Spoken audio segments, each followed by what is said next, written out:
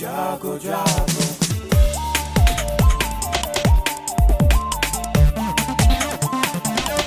Radio जागो जागो radio जागो 90.4 FM। नमस्कार, ये है रेडियो जागो 90.4 FM। अब आप दीपक से आज की हलचल सुनिए।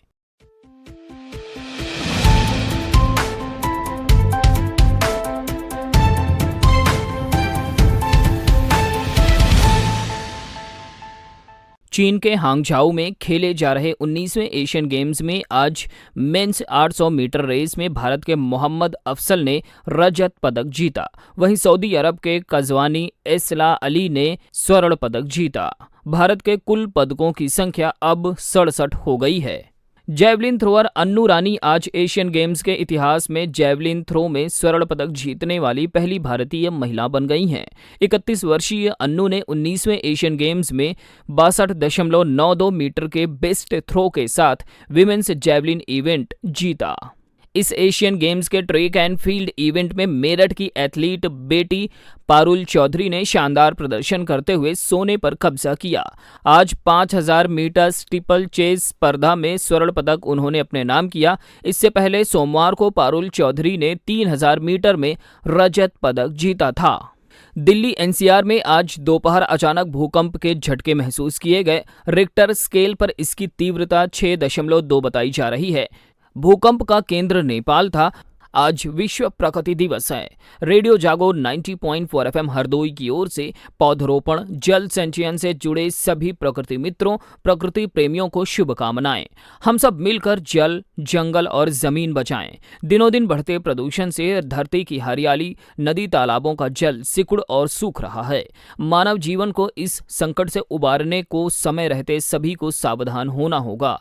विश्व प्रकृति दिवस पर आज रेडियो जागो 90.4 FM के स्टूडियो में जनपद के प्रगतिशील कृषकों ने खेती में पानी की कम खपत करने के उपाय सुझाए और पौधरोपण कर किसानों को आमदनी बढ़ाने के बारे में बताया। सुनते हैं कृषक अरविंद कुमार को। हमारी सिंचाई में है स्प्रिंकलर होता है, जो उससे सिंचाई होती है फव्वारा द्वारा।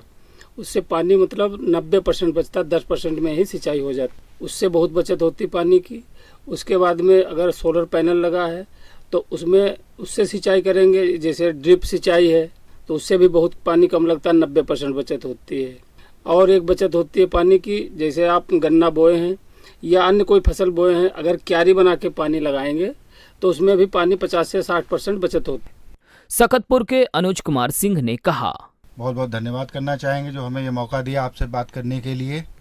और ये कहना चाहेंगे सबसे ज़्यादा हमें पहले यही काम करना चाहिए कि सबसे ज़्यादा पेड़ लगाने चाहिए। जो हम प्रकृति से ले रहे हैं उसको कुछ वापस करने की भी कोशिश करें। फसलें, पेड़ दोनों का लाभ लेने के लिए आप अपने खेत में पॉपुलर की खेती कर सकते हैं, अमरूद की खेती कर सकते हैं। जैसे हमें अपने खेत में अभी 40 बीघे में पॉपुलर लगा रखा है, उसमें हमने गन्ने की खेती कर रखी है। 3 साल तक उसमें हम गन्ना करेंगे। 3 साल बाद जब पौधे बड़े हो जाएंगे तो हम उसमें हर साल गेहूँ की फसल करेंगे। तो इस तरीके से हमारा पेड़ भी बढ़ता है, हमें फसल भी, आपको एक मुश्त अच्छी आमदनी मिल जाती है, अच्छा पैसा मिल जाता है और किसान को दोगुनी आय हो जाती है। रेडियो जागो 90.4 FM प्रकृति मित्र के रूप में पौधरोपण से लेकर जल संचयन के लिए जन जागरूकता फैलाने में सक्रिय है। प्रकृति संरक्षण एवं संवर्धन से जुड़े उपाय, प्रयोग या विचार आपके पास हैं तो आप उन विचारों को जन सामान्य से साझा करने के लिए रेडियो जागो से जुड़ सकते हैं। प्रकृति संरक्षण एवं संवर्धन के जन जागरूकता के लिए रेडियो जागो 90.4 FM के प्रतिनिधि महेश मिश्र ने CSN डिग्री कॉलेज हरदोई के शिक्षकों व विद्यार्थियों और आर्य कन्या महाविद्यालय हरदोई की शिक्षिकाओं व छात्राओं से बातचीत की।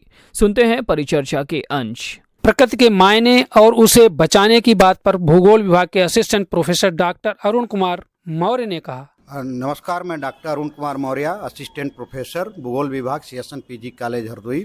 आज विश्व प्रकृति दिवस पर सबको हार्दिक शुभकामनाएं एवं बधाई। प्रकृति हमारी सभी आवश्यकताओं की पूर्ति कर सकती है, लेकिन हमारी लालच को नहीं।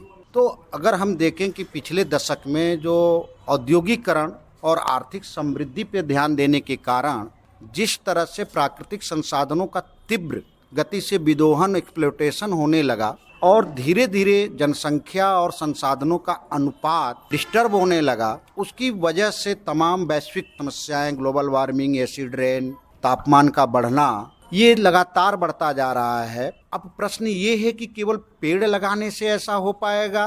तो पेड़ उसका एक कारक है। हमें बहुत से ऐसे कार्यक्रम करना पड़ेगा, जैसे मानव का प्राकृतिकरण की तरफ बढ़ना, यानी कि हमें प्रकृति के अनुसार अपनी जीवन शैली को अपनाना पड़ेगा, अपनी स्थानीय संसाधनों से अपनी आवश्यकताओं की पूर्ति करनी पड़ेगी। महिला हो या पुरुष, पर प्रकृति समान रूप से दोनों की सहयोगी है। उसके संवर्धन और संरक्षण के उपायों पर आर्य कन्या महाविद्यालय हरदोई की शारीरिक शिक्षा विभागाध्यक्ष डॉक्टर सरिता यादव ने कहा। जी बहुत बहुत धन्यवाद महेश जी, क्योंकि आपने जो बात कही है वाकई वो चिंताजनक है। हम उस पर विचार नहीं करते हैं। हमें लगता है जो हमें मिल रहा है लो और बाकी देखा जाएगा। जैसे अगर हम अपने घरों से शुरुआत करें तो सुबह उठ के सबसे पहले हम जाते हैं वॉशरूम में अपने और ब्रश करते हैं। जितनी देर हम ब्रश कर रहे होते हैं हमारे घर का वो नल चल रहा होता है, जबकि ब्रश हमारे दांतों में होता है। पर उस पानी को कोई नहीं जानता कि जो पृथ्वी पर केवल 4% है पीने का पानी, जो बह रहा है उसे बचाना है। जब आपका ब्रश हो जाए तो आप उसको खोलिए और आराम से उसको यूज करिए जितना आपकी यूज के लिए है। लेकिन सब्जियां हम लोग नल खोल के धोते हैं, पानी बह जा रहा है। अब इसी को क्या करना है भाई, अगर हम समझदार हैं, जानते हैं कि केवल 4% पानी है जो एक समय बाद खत्म हो जाएगा, फिर क्या होगा? पीने वाला पानी पूरे वर्ल्ड पे 4% है। तो हम उन किसी टब में बाल्टी में धो के सब्जियों को 2 बार से धोइए, 3 बार धोइए, लेकिन उस पानी को फेंकना नहीं है, उसे गमले में डाल सकते हैं। इस तरह विश्व प्रकृति दिवस पर प्रकृति को हरा भरा रखने के प्रति जन सामान्य सजग दिखा और बढ़ते प्रदूषण से लोगों में चिंता भी दिखी। जहां तक संभव है आम लोग अपने अपने स्तर से प्रकृति हित में काम भी कर रहे हैं, पर बृहद स्तर पर जन जागरूकता की आवश्यकता है कि कैसे प्रकृति को बचाया जाए और बढ़ाया जाए। इसमें महत्वपूर्ण जिम्मेदारी निभा सकते हैं हम, आप सब और रेडियो जागो 90.4 FM जैसे संचार माध्यम। और यही संदेश भी है, पर्यावरण बचाना है तो प्रकृति नहीं कुम्हलाने दो। रेडियो जागो 90.4 FM हरदोई के लिए महेश मिश्र। जिलाधिकारी मंगला प्रसाद सिंह ने आज 52 विकास खंड में स्थित विभिन्न स्थानों का औचक निरीक्षण किया। जिलाधिकारी ने 52 स्थित गौशाला का निरीक्षण किया। गौशाला में 270 से अधिक पशुओं की संख्या पर जिलाधिकारी ने खंड विकास अधिकारी तथा प्रधान को निर्देश दिए। गौशाला में एक अतिरिक्त टीन शेड की व्यवस्था कराने के साथ गौवंशों के लिए अलग गौशाला का निर्माण कराएं और गायों तथा बछड़ों को अलग अलग रखा जाए। जिलाधिकारी ने निर्माणाधीन गौवर्धन संयंत्र का निरीक्षण किया तथा संयंत्र की कार्य करने की प्रक्रिया की जानकारी ली। निरीक्षण में पशु चिकित्सा अधिकारी को सभी पशुओं के टीकाकरण का कार्य पूर्ण कराने के निर्देश दिए गए। निजी पशुओं को छोड़ने वालों के विरुद्ध FIR दर्ज कराने के भी निर्देश दिए। जिलाधिकारी ने विकास खंड कार्यालय का निरीक्षण किया। मुख्यमंत्री सामूहिक विवाह योजना में ढिलाई पर प्रत्येक ग्राम के पात्र लोगों से आवेदन लेने के निर्देश दिए।